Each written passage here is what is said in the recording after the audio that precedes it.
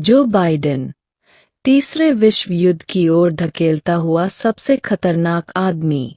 इस समय धरती पर शायद ही कोई व्यक्ति अमेरिकी राष्ट्रपति जो बाइडेन से ज्यादा खतरनाक। बाइडेन जानते हैं कि उनके पास मात्र 2 महीने का समय है, 20 जनवरी तक। उसके बाद उनका राजनीतिक करियर खत्म हो सकता है। उनकी उम्र और स्वास्थ्य को देखते हुए यह भी तय नहीं है कि वे कितने दिन और सक्रिय रहेंगे। यही वजह है कि बाइडेन अपनी लिगेसी बनाने में जुटे हुए हैं, चाहे वह अच्छी हो या बुरी। यूक्रेन को दी खुली छूट, अब रूस के अंदर कहीं भी हमला करो। हाल ही में बाइडेन ने एक ऐसा कदम उठाया है जिसने पूरी दुनिया पर संकट के बादल मंडरा दिए हैं। खबर है कि बाइडेन ने यूक्रेन को अब खुली छूट दे दी है कि वह अमेरिका द्वारा दिए गए हथियारों का इस्तेमाल रूस के किसी भी शहर पर हमला करने के लिए कर सकता है।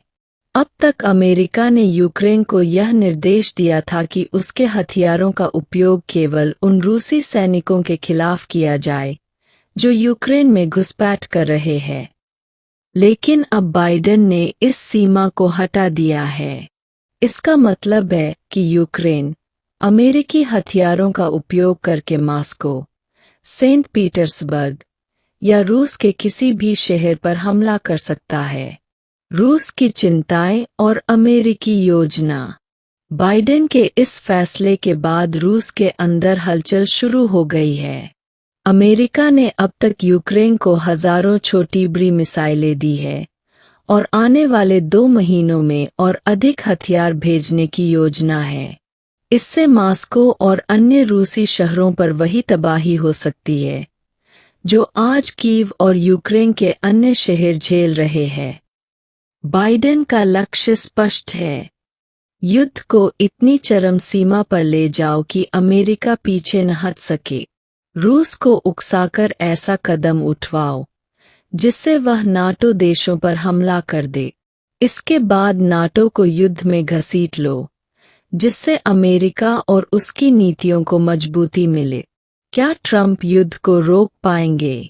20 जनवरी को जब ट्रंप राष्ट्रपति बनेंगे, अगर बनते हैं, तब तक स्थिति इतनी बिगड़ चुकी होगी कि वह भी युद्ध को रोक नहीं पाएंगे। ट्रंप के समर्थकों का दावा है कि वह अमेरिका को नाटो से बाहर ले आएंगे, लेकिन यह असंभव है। नाटो से बाहर निकलने के लिए ट्रंप को सीनेट और हाउस ऑफ रिप्रेजेंटेटिव में 2/3 बहुमत की जरूरत होगी, जो उनके पास नहीं है। उनकी अपनी पार्टी के कई सदस्य भी इस विचार के खिलाफ है। तीसरे विश्व युद्ध की कगार पर दुनिया।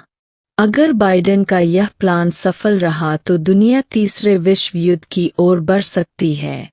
जैसे ही रूस के शहरों पर बड़े हमले होंगे, मॉस्को और अन्य शहर तबाह हो सकते हैं।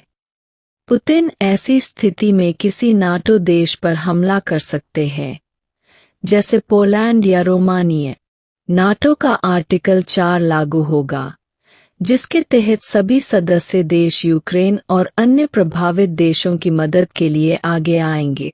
क्या बचा है रूस के पास विकल्प? रूस के पास फिलहाल सिर्फ एक ही रास्ता है। अगले 2 महीने किसी भी तरह संयम बनाए रखें, अपने डिफेंस सिस्टम को मजबूत करें और ज़्यादा से ज़्यादा हमलों को रोकने की कोशिश करें। 20 जनवरी तक इंतज़ार करें, जब ट्रंप राष्ट्रपति बने और स्थिति बदलने की संभावनाएं हो। निष्कर्ष: जो बाइडेन की मौजूदा नीतियां दुनिया को तीसरे विश्व युद्ध की कगार पर ला रही है। उनकी रणनीति ने अमेरिका, रूस और यूरोप को एक ऐसे मोड़ पर खड़ा कर दिया है जहां से पीछे हटना बेहद मुश्किल होगा। आने वाले 2 महीने बेहद महत्वपूर्ण हैं।